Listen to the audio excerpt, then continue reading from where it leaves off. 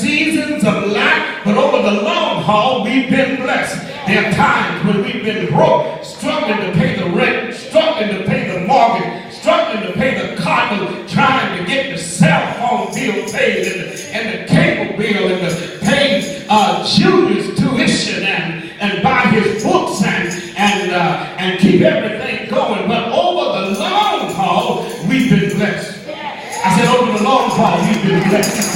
I said, over the long haul, we have been blessed. That's all I want you to see.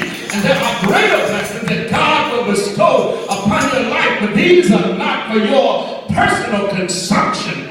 Rather, they are for our sowing into the work that makes a difference in the lives of people. And so our giving is always an act in response to God's grace. God has already freely given us all things in Christ Jesus. So thus we give not to get, but to make sure that we're always aligned with what God is doing in the world, and that our lives are aligned with the will of God. We give to bless and do what God has said. As we give ourselves, our time, our talent, our treasures, we reap an extraordinary harvest of God's favor.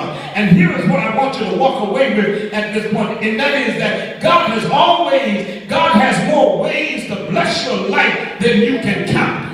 I said, God has more ways to bless your life than you can count. Just imagine and think about that. He can bless you with an abundance of close friends. He can bless you with extraordinary experiences. He can bless you with wonderful children. He can bless you with great favor on your job. How many of us survived unscathed the Great Recession, where millions